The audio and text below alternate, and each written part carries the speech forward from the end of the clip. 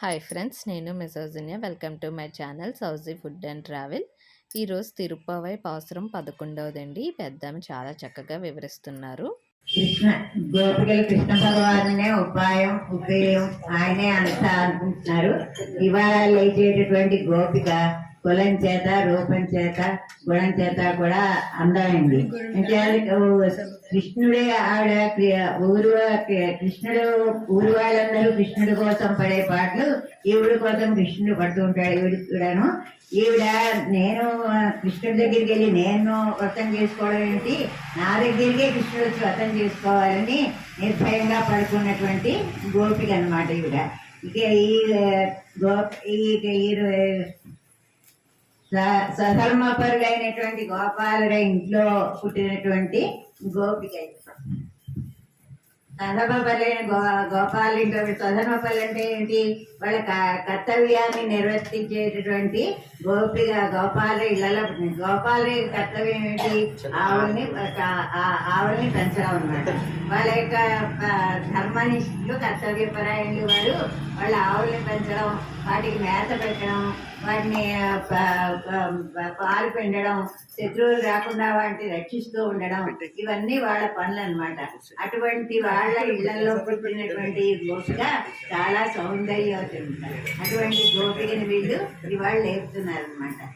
కత్తికరవై కళంగల్ పలకరందు లేగదూడలు గల ఆవుల మందలకి పాలు పిండేవాడు. వాళ్ళ యొక్క కర్తవ్యం ఏంటి, పాలు పిండడమే. భగవద్గీతలో కూడా భగవంతుడు చెప్తాడు కదా, ఎవరి సధర్మాన్ని వాళ్ళు నిర్వర్తించాలి అని. పాలు పిండడం వాళ్ళు. ఆ పాలు పిండడం లేగదూడలు గల ఆవులు కాకుండా ఇంకా పెద్ద పెద్ద ఆవులు కూడా అన్ని యవ్వనంలోనే ఉంటున్నట్టు ఉంటున్నాయి. దానికి కారణం ఏంటి, కృష్ణ స్పర్శ వేణుగానం.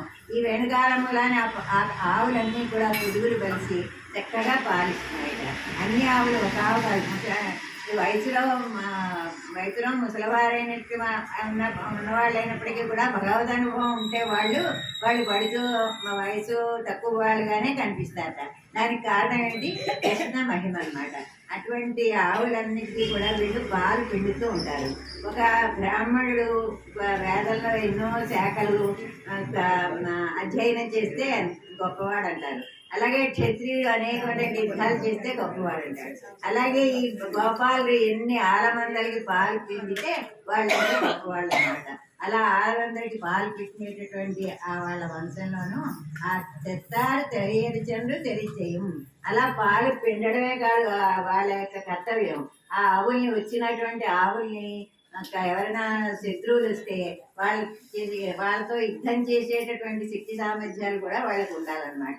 ఇక్కడ వీళ్ళకి శత్రువులు ఎవరు, కృష్ణుడికి శత్రువులు ఎవరో వీళ్ళకి అదే శత్రువులు. కృష్ణుడు రాయభారి కింద దుర్యోధనుడి దగ్గరికి వెళ్ళినప్పుడు దుర్యోధను మా కింద అరగించమంటాడు. అప్పుడు కృష్ణుడు అంటాడు, మీరు పాండవులు శత్రువులు, అంచేత పాండవులు నా మిత్రులు, అంచేత నాకు కూడా మీరు శత్రువులు, నేను కింద అరగించాను. అలాగే ఇక్కడ కృష్ణుడికి కంసుడు శత్రువు. అంటే కంసుడు అందరూ కూడా తన సైన్యాన్ని పంపిస్తూ ఉంటాడు ఈ దోడల్ని ఎత్తులన్నీ పాడు చేయమని. అప్పుడు వీళ్ళు బలంతో వాటిని ఎదిరించి ఆ ఆవులన్నింటితో కాపాడుకుంటుంటారు అనమాట. అంటే అటువంటి బలం కావాలి కూడా వాళ్ళు ఆ గోపాలు. కొత్త మన్నిల్లాదా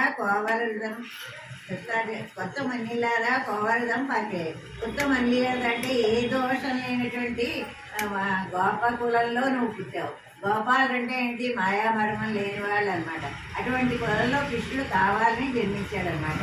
అంటే ఆ కృష్ణుడి కులంలో పుట్టిన అమ్మాయి కాబట్టి ఈ అమ్మాయి కూడా అటువంటిదే. అంటే అటువంటి దోషంలోని కులంలో పుట్టాను. కోవలర్థం పార్పడియే బంగారు తీగ అయ్యండి సంబోధిస్తున్నారనమాట. బంగారు తీగ అంటే అది విచితంగా దృఢంగా అందంగా ఉంటుంది. ఇప్పుడు పుంసామోహన రూపాయాన్ని రాముడి సౌందర్యాన్ని చూసి పురుషులే మోహించేవారు. అలాగే ద్రౌపది సౌందర్యాన్ని చూసి ఆడవాళ్లే మోహించేవారు. అలాగే ఇప్పుడు ఈ గోపిక సౌందర్యాన్ని చూసి గోపికలే ఎంతో సంతోషపడేది, మోహిస్తున్నట్టు. అంత అందంగా ఉంటుంది. బంగారు తీగిలా ఉంటుందిట, విశిదంగా దృఢంగా ఉంటుందిట. మామూలు తీగైతే ఏదైనా కావాలి, ఆధారం కావాలి లేవడానికి. కానీ బంగారు తీగగా ఏమనట్లేదు, అదంతా తనే నుంచి ఉంటుంది. అది ఆవిడ అంత అందంగా ఉంటుంది. ఇంకా ఆవిడ ఎంత అందంగా ఉందో చెప్తున్నారనమాట. ఉత్తర వల్గొలి పునమాయవే. ఉత్తర ఉలికి అంటే పుట్టలో ఉన్నటువంటి పాము చుట్టబెట్టుకుని పడుకున్నప్పుడు అది ఆ నితమం ఎంత అందంగా ఉంటుందో ఈవిడ నితమం కూడా అంత అందంగా ఉంటుంది. వనమాయిలే అంటే వనమయూరం వల్లే ఉంటుంది ఆవిడ జుట్టు. ఆడవాళ్ళ యొక్క జుట్టు నితంబమే పురుషులను ఆకర్షించేవి. అటువంటి నితంబం, అటువంటి కేశాలు కలవటువంటి ఓ గోపిక, నువ్వు ఇలా ఇలా పడుకోవడం కాదు, పోదారా, నువ్వు లేచిరా. ఎందుకంటే నువ్వు పరమాత్మ యొక్క అనుగ్రహాన్ని పొందావు. ఆ పొందిన అనుగ్రహాన్ని మా మీద కూడా నువ్వు ప్రసరింపచేయాలి, మా మీద కూడా అనుగ్రహం ఉండాలని కృష్ణుడితో చెప్పాలి అని చేత నువ్వు లేచిరా అని చెప్పి ఆ గోపిక లేపుతుంటే అప్పుడు ఆవిడంటుంది, అందరూ వచ్చారా అని అడుగుతుంది. అందరూ వచ్చారా అని అడిగితే సుత్తత్తు తోడి మారెల్లారం బంధు. సుత్తత్తు తోడి అంటే బంధువులు, చెలికెత్తలు అందరూ వచ్చారు. ఈ గోకులంలో అందరూ కూడా నీకు బంధువులే, అందరూ గోపాలే కదా, అందరూ బంధువులే, అందరూ చెలికెత్తలే, అందరూ చదిలే. వాళ్ళందరికీ కూడా కృష్ణుడు అంటేనే వాళ్ళందరికీ కూడా చాలా ఇష్టం అనమాట. కృష్ణుడి దగ్గరికి రావడం అంటే వాళ్ళందరూ కృష్ణుడు ఎప్పుడు మమ్మల్ని కరుణిస్తాడా అని తయారుగా ఉంటారు. వాళ్ళందరూ వచ్చేసారు కృష్ణుడి యొక్క కరుణాన్ని పొందడానికి అని చేత నువ్వు లేచిరా అంటున్నారు అనమాట. అయితే వాళ్ళు ఎక్కడికి వచ్చారు అంటే నిన్ను ముత్తంపుకుందు, నీ ఆవరణలోకి వచ్చారు. నువ్వు పడుకున్నటువంటి ఆవరణలోకి వచ్చి వాళ్ళందరూ అదే పరమపదం అనుకుంటున్నారు, అదే వైకుంఠం అనుకుంటున్నారు అని చేత అక్కడ నుంచున్నారు. కృష్ణుడి యొక్క అంటే వచ్చి ఏం చేస్తున్నారంటుంది, ముకిల్ బండన్ పేరు పాడ. ముకిల్ బండన్ అంటే మేఘవర్ణుడు అనమాట, కృష్ణుడు అనమాట. ఆ నల్లటి శరీరంలో కావాలటువంటి కృష్ణుడి యొక్క నామ సంకీర్తన చేయడానికి వాళ్ళందరూ కూడా ఆవరణలోకి వచ్చేసారు. వచ్చేసినా అంటే ఆవిడేం మాట్లాడుతారు, చిత్తాడే పేసాడే, ఏమి మాట్లాడకపోతే వీళ్ళు అంటున్నారు, ఏంటి మేము ఇంత బతిమాలుతున్నాము కృష్ణుడి యొక్క కరుణ మా మీద కావాలని, కానీ నువ్వేమీ మాట్లాడటం లేదు. ఎందుకు, నీ మాటలు వినాలని మా చెవులు ఎంతో ఇదిగా ఉన్నాయి, ఆ యాత్రతో ఎదురు చూస్తున్నాము నీ మాటలు వినాలని, నువ్వు ఎందుకు మాట్లాడట్లేదు. సెల్వపెండాటి అంటే ఐశ్వర్యవంతురాలంటే ఇంట్లో పుట్టావని చెప్పి నువ్వు మాట్లాడటం లేదా, అయితే కృష్ణుడు అనుగ్రహం నువ్వు ఉందని ఐశ్వర్యవంతురాలువా అని చేత ఎత్తెక్కు నిద్ర ఇంత నిద్ర ఏంటి నీకు, ఒక్కసారి కొరడేలో రంబావాయ్, దీని నిద్రకు అర్థమైంది, నువ్వు లేచి నీ కరడను మామి కలిగించని ఇవాటి గోపిను వీళ్ళు లేపుతున్నారు. ఇలా ఈ కూడా ఒక ఆళ్వారిని సూచిస్తారు. ఆళ్వారు తిరుమంగయ్య ఆళ్వారు అనమాట. ఆ తిరుమంగయ్య ఆళ్వారు వాళ్ళనే కలికాలుడు అది కూడా కలివేలి కలికాడు కూడా పరకాలుడు అని చెప్పి అంటారు. ఈయన ఒక మ్లేచ్ఛ వంశాన్ని, ఆళ్వారు మ్లేచ్ఛ వంశానికి చెందినవాడు. ఈయన వీరి ప్రతాపవంతుడు అనమాట. ఆ చోళరాజు ప్రతాపం చూసి తనకి సామంతరాజుగా పెట్టుకుంటే ఈ శ్రీదేవి కుముదవల్లి అని చెప్పి ఒక బ్రాహ్మడికి దగ్గర పెంచబడుతూ ఉంటుంది. ఆవిడని చూసి వివాహం చేసుకుంటారంట. ఆవిడ లక్ష్మీ ఆవిడే అవుతారనమాట.